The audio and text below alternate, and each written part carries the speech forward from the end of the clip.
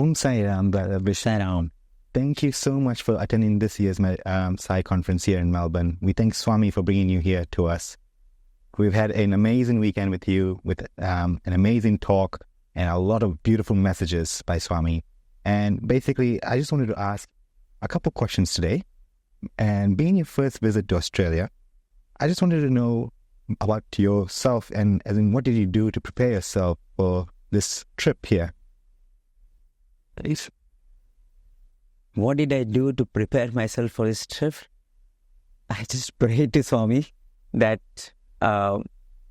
this opportunity that he has given me, I live up to it. I think that it's been the only prayer, and there have been so many occasions where I can see his presence, I can feel his love, and he has been reassuring me, and I think that has been only making my days here more memorable, right from the time I took the flight to the time I landed, came out of the immigration and came into a home.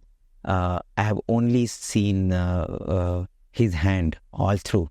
So I had no expectations. As I said before coming, I just was praying that whatever this little opportunity Swami has given me, I live up to it, and I hope I am in some ways doing justice to whatever opportunity Swami has given me. Thank you. That's beautiful. Now, do you have any impressions of the Sai family here in Australia? Oh, there can be only one impression. They are so loving. In fact, in Australia, as a country also, people are so polite, and, even if someone is asking you a tough question, they do it so courteously, so politely, and you'll find everyone very gentle. And I think while that is true of the entire country, and you'll find that 10 times more if it is a Sai devotee, and there is a Sai brother with whom I am staying, and and they have made me so comfortable. And there are so many uncles, willing to spend their time, energy, just to ensure that I make most of my trip to this land. So even though it is cold, you're just enveloped with the warmth of Sai love, and I think that is what my experience of Australia has been. It's really, it feels like I'm in the home of my own brothers and my own family. So yeah, it's all about just feeling the warmth of his love. That's beautiful to hear. That's really beautiful. Now, being 2024, it has we have a lot of devotees here who have had beautiful opportunity to witness Swami in his physical form. However, we are now approaching a new era where we have a lot of new young devotees who are sort of getting introduced to the Sai fold. Do you have any advice for them, especially for the young adults of Australia who may not get a chance to visit Perth anytime soon, or what will you convey to them as to how would you introduce Swami to them? To me, nothing has changed.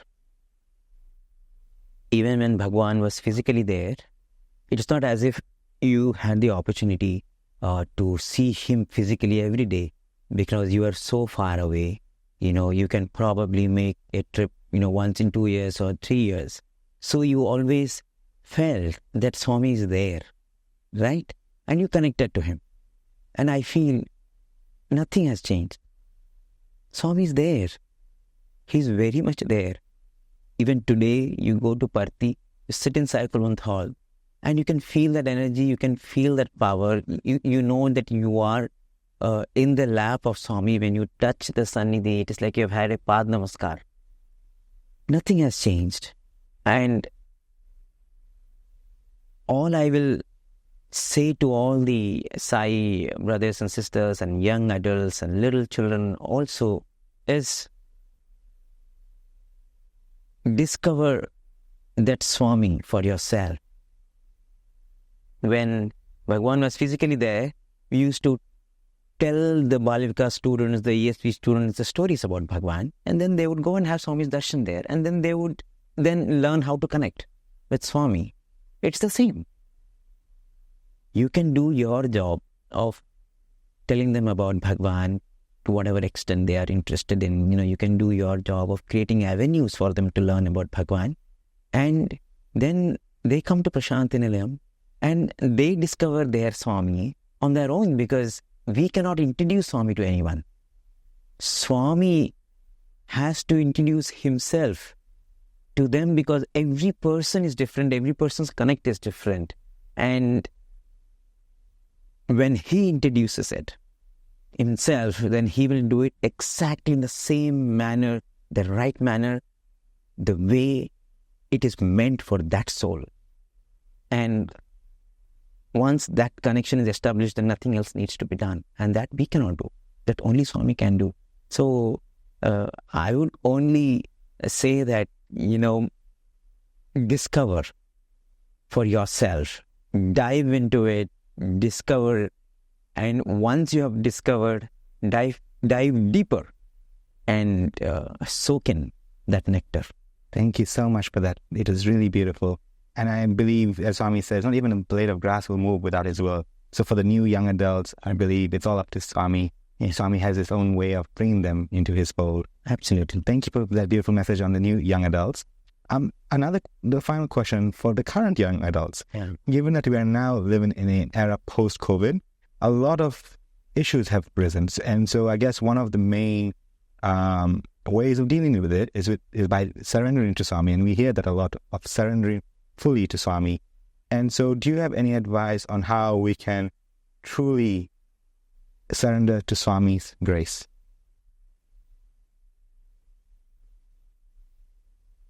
I would just say, make Swami your friend. Let him be your bestie. Let him be your beloved. Let your best relationship in life be with Swami. That's it.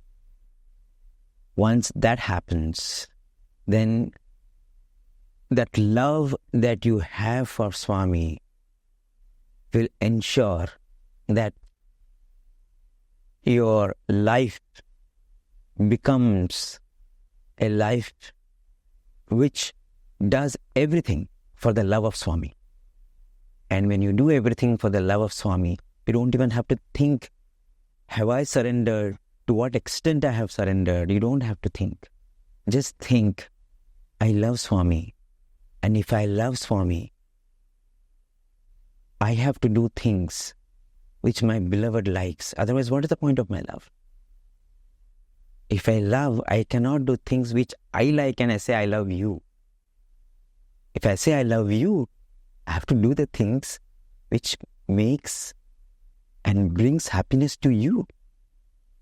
So, all we have to do is just tell Swami, I love you, mean it, and then lead our lives in such a way that Swami is proud of us, that our love for him finds new meanings, new dimensions, new depth every day. And Swami himself will guide us. All you have to do is just tell Swami, I am yours. You are the center of my life. You are the only priority of my life. Thank you for giving us a reassuring message. Thank you so much. Yeah. And we again are truly grateful to Swami for letting you come here this weekend and share your divine stories with us.